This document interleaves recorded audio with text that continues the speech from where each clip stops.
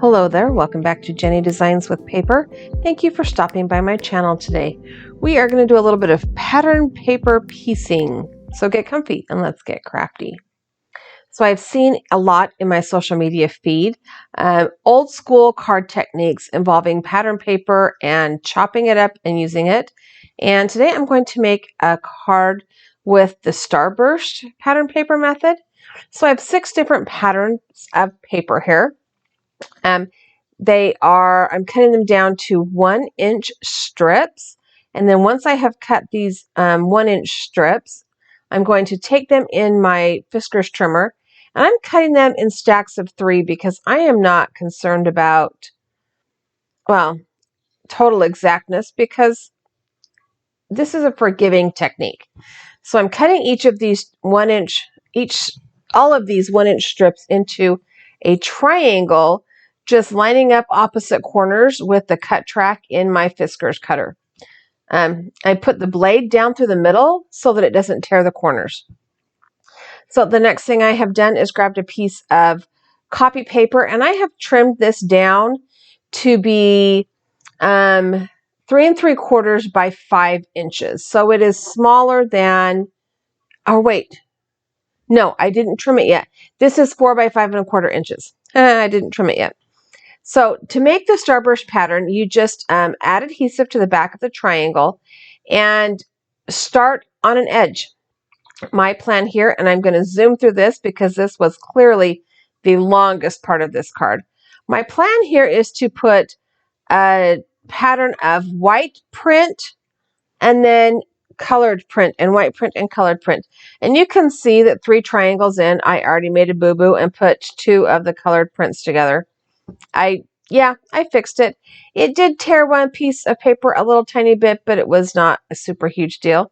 This is, I think this is Stampin' Up! Paper. It is pattern paper that is double-sided in case I wanted to flip it over. It's been in my stash forever. I'm using my stuff, y'all. I broke down and bought new bling, but I am using most of my stash. So once I had all of those original 12 triangles, because we had 6 pieces of paper, so 12 triangles on the card, I trimmed them off with my scissors. And now I'm just taking the extra pieces, the cut-off pieces, and trimming them down into triangles again and adding them into the card. Now, there are other ways you can do this by having 3 different size rectangles that you cut into triangle, so you don't have to worry about using your extras. I did not care to look up those measurements. I know I have saved them somewhere on like a Pinterest board somewhere, but I did not care to look up the measurements. And some of these triangles are now a little bit wider or narrower than the others. I also didn't worry about that. Once you have it all trimmed off, you can't really tell that. So I've selected this kind of a green, like a dark seafoam green for my card base. And it's a portrait style A2 size card. So it is 5 1/4 inches tall by, or 5 1/2 inches tall by 4 1/4 inches wide. And I decided I needed a mat behind this Starburst panel. So I pulled out a piece of black cardstock, and now I'm going to trim it down to 3 by 7/8 inches wide and 5 1/8 inches tall. And then my black mat is going to be 4 by 5 1/4 inches. I think those are the proper measurements. And so there's a little bit more of a frame between the card base and the black mat, and the very tiny frame between the Starburst pattern that we've just created and the black mat. It just needed something to pull it off the card base. So now that we have done all of this work and we are ready to put our Starburst pattern onto our card base, you don't want to do anything to cover up all this, you don't want to cover up all the work you just did, right? So you have to figure out how you're going to cover up that little part where the points don't all meet exactly, and B, add something to the front of your card, right? So I pulled out my waffle flower circle dies and a piece of cardstock the same color as my card base, and I'm just going to cut a circle. I don't remember which one it is, the 4th or 5th one from the smallest, but it is large enough to cover up that center point where the starburst don't all meet. And then I can put a focal point or an image of some kind on this circle.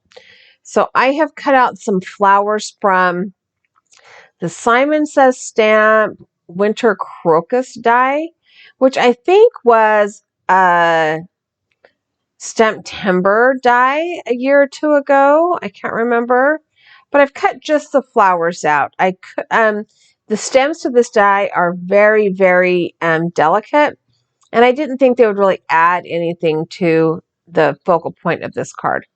So I'm going to go ahead and add that piece of white copy paper that is my normal into my card base so that I have a nice clean place to write, and I need to add a sentiment. So I also have these Simon Says Stamp sentiment strips. These are the gnome ones from when they had that whole gnome release a couple years ago. But there's a small one on here that says "You're the best," which means that this card could work for anything. So I'm taking the very smallest of the sentiment strip dies and cutting it down. I've trimmed off the end, and then I'm going around all of the edges with a black Sharpie marker to kind of cover up that white core of the paper. I'm going to add a little bit of liquid glue to the back of the sentiment strip, and I'm going to nestle it in under those crocus blooms, kind of coming off the edge of the circle just a little bit. That kind of anchors the circle to the card, in my opinion.